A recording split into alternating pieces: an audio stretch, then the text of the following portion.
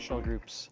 The addition of specific groups to the molecule can result in a new classification of the molecule. This gives it a whole new set of unique properties that can be either really important or worth knowing in terms of they represent a real threat or a danger. Anyhow, some functional groups we've already seen are alkanes. So alkanes are molecules, straight chains of carbons, all single bonds. Alkenes are single molecules that are long chains of carbons that contain a double bond, and alkynes a triple bond. Here are some new groups. The ringed hydrocarbons. The ringed structure is a critical part of organic chemistry. In living systems, the carbon ring is one of the most important aspects to molecular biology. When we describe a ring structure, we use the prefix cyclo. So the presence of the cyclo prefix indicates that the carbons in your ring are connected in a loop. How many carbons in the ring is determined by the prefix we already know. So for example, in cyclobutane, we know a few things. We know that this is a ring. We know that this has 4 carbons.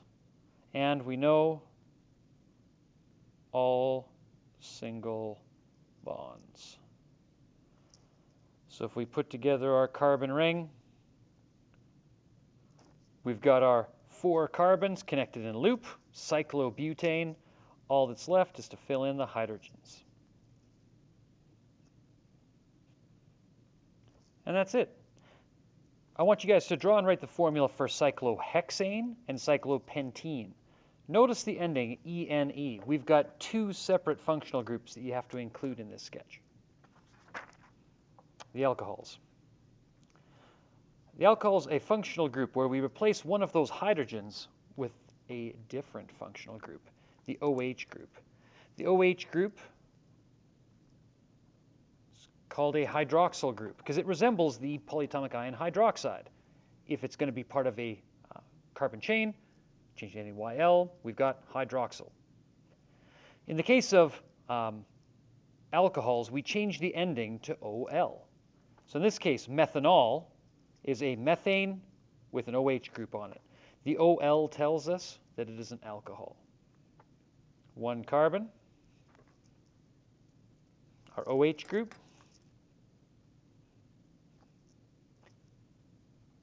methanol. I want you to draw ethanol and 2-propanol. The 2 in front specifies where our hydroxyl group is located. The halides. Group 7A elements, fluorine through iodine, are known as the halogens. When we add a chloride group, one of the halogens, to methane, we add the prefix chloro. So the prefix chloro refers to the presence of a halogen, in this case, chlorine.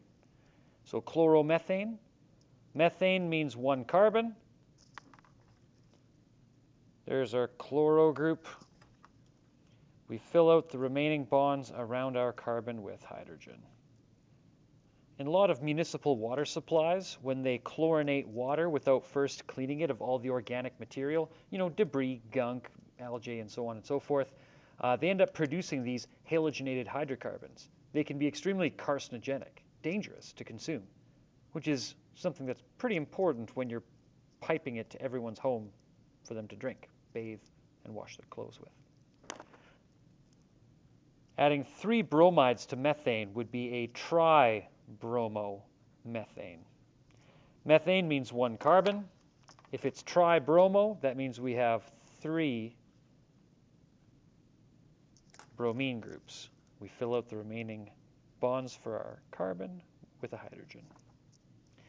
I want you to draw 1,3-dichloropropane. So dichloro means there's 2 chloro groups.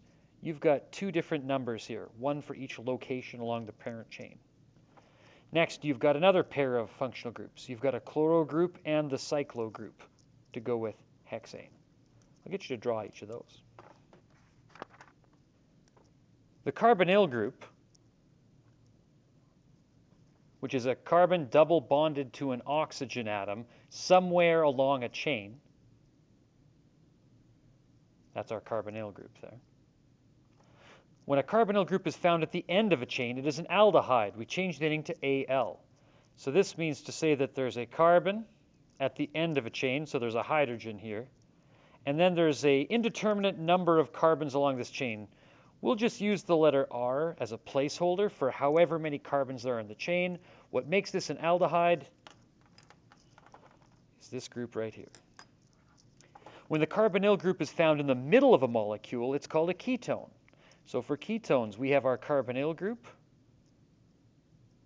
that's in the middle of a carbon chain. So however many carbons, we'll just call this R. Could be 1, could be 10 carbons. But what makes this a ketone is this group here. There would also have to be a group of carbons coming out the other side. So we'll just call it R prime. So R is just a placeholder. What makes this a ketone is the carbonyl, the carbon double bonded to the oxygen, in the middle of a carbon chain, as opposed to at the end. I'll have you draw a propanone. If it ends in -one, that means it's a ketone. So you're going to have a carbon in the middle of a chain with a carbonyl. Methanol, here you've got a single carbon, functional group listed above. And finally, butanol. So butanol, and one more, 2-butanone.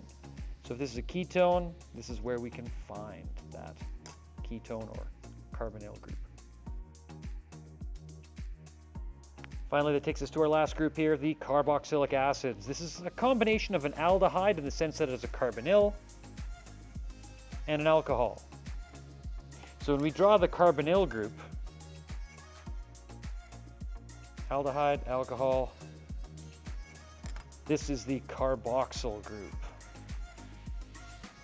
Common carboxylic acids include things like vinegar, the amino acids that make up the protein in the food you eat, and, well, the protein of your muscles and skin, as well as the nucleic acids, the DNA that makes up your cells, the information that makes up your cells, and all living things.